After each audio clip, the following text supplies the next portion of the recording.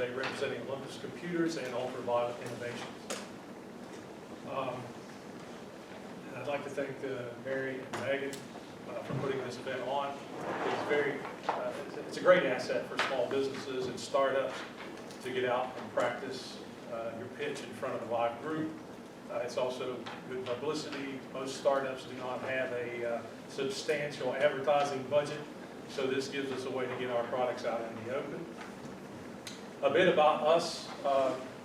Olympus Computer started in 1988, so we've been around for a while. We came to Lumberton as software developers, basically, and discovered that Lumberton had a need for computer IT information, IT products, and things like that. So we opened a store. We started from the ground zero. You guys, I can't tell you how many people told us we didn't have a chance. There was significance, so when people tell you that, listen to them, but also you don't have to believe them. We have been in business for 33 years at this point, and a few years ago we decided that we wanted to branch off and do some things that we always wanted to do. So we started another company called Ultra. So it has been a very good process, and we were aided by the COVID pandemic. So the two just sort of happened to come along at the similar time. We decided also that another direction that we wanted to go into was artificial intelligence via computer systems. So we partnered with a company several years ago and did their beta testing for them on a program called Gun Detect. Gun Detect is an artificial intelligence system that runs across your existing camera systems. We can identify a weapon in seconds, and that weapon is transmitted via picture through your cell phone to authorities. Us in this building, Barry would be getting a text right now if a shooter came in on the first floor. So I can stay in the time limits here, Megan. I'll stick to my script and I won't ramble on too much. Gun Detect was developed using artificial intelligence, and it recognizes not the firearm, but the motion and the human behavior associated with gun violence. So we're looking for human movements, human actions, human aggression. Also, a gun's not the only weapon that you can use. You've got a knife, you've got things like that. Metal detectors can be fooled by the device we have in the hub, the 3D printer. So you have to be able to focus on the movements. Artificial intelligence devices detect very quickly. It is a proactive identification, so you can protect your assets and stuff very quickly.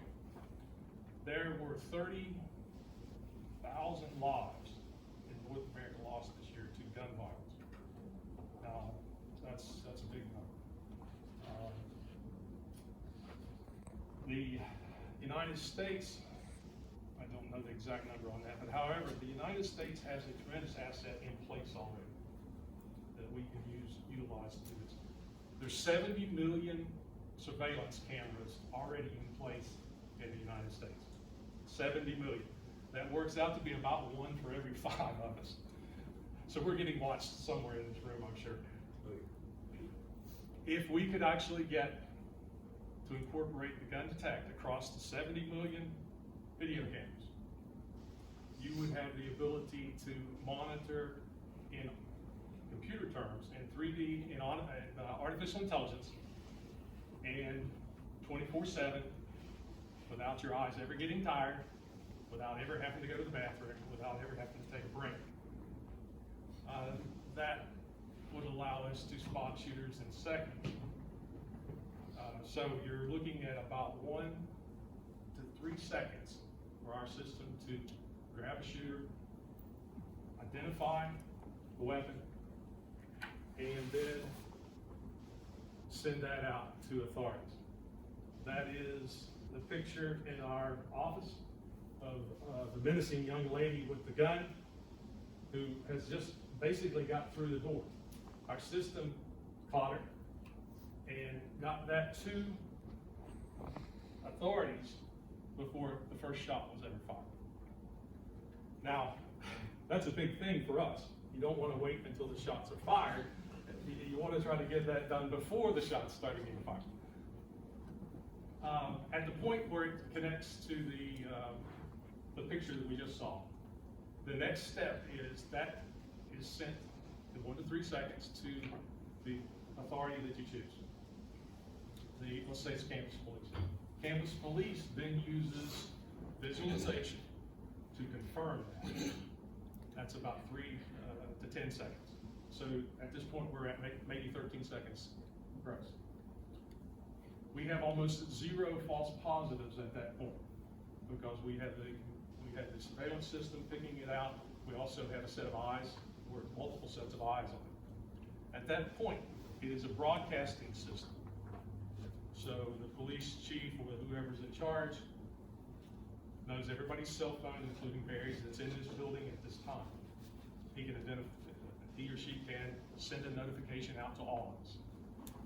So teachers have a chance to lock their doors, barricade. If we have a building that is sophisticated, this one may be sophisticated enough to be able to lock into our system, where the doors would automatically lock and route the shooter into the direction that we want him to go in.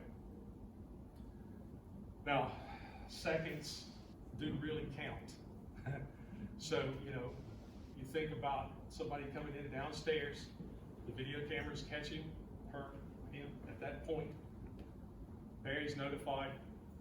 We have the abilities to get these doors, or we have the ability to go into another room and lock ourselves in, barricade the door, wait for the police.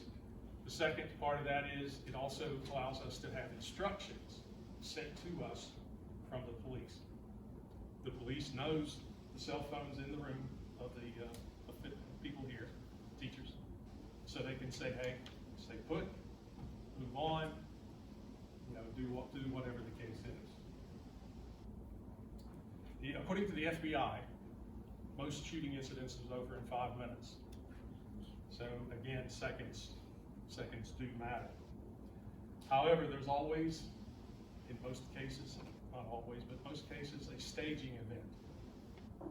And just like we saw in Uvalde, Texas, there was a staging event. The staging event is where the shooter basically takes his gun out of the carriers, prepares whatever body armor, whatever they're doing, and gets things ready. That's where the eyes in the sky come in handy. At that point, they had cameras in the back of Uvalde, Texas school. Unfortunately, we've got cameras everywhere, but the video footage is hardly ever viewed. So, you've got cameras running all the time, but nobody looks at the video. So the only time the video is ever viewed is when the incident has occurred, and then you're viewing it in the past at that point. What good? That's exactly right. So this changes that. This allows video to be viewed 24/7 and gets the warning out ahead of time. Our system is very economical. It is probably $1,000 a camera, which is nothing in the long term of one incident. And that $1,000 would be the best money that you've ever spent.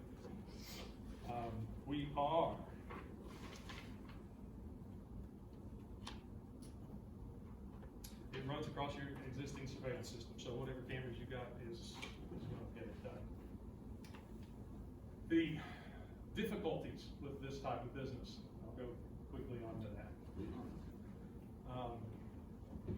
This is a very difficult subject to talk about, the gun violence, it turns out. Most people do not want to talk about it. It's a put it in your back pocket and let's deal with it later type of scenario. That has turned out to be one of our most interesting challenges of presenting this program. The capital part of this venture is not too extensive for our point of view. The ultraviolet light is much more capital intensive than this unit here. This will turn out to be a fantastic franchise type business.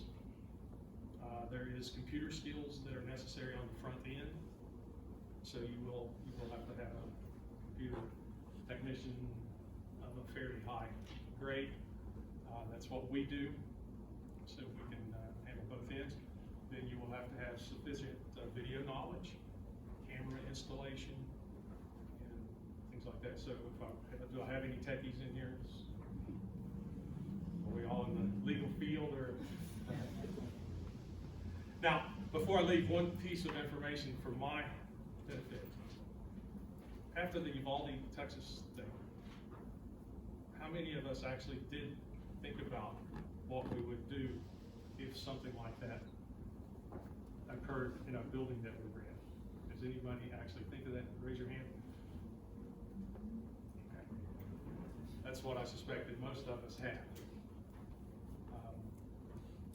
The next question, would everybody that raised their hand feel a little bit more secure if this building had this system in place? Is that the case? Most everybody? Okay. All right. That's all I'm going to bore you with.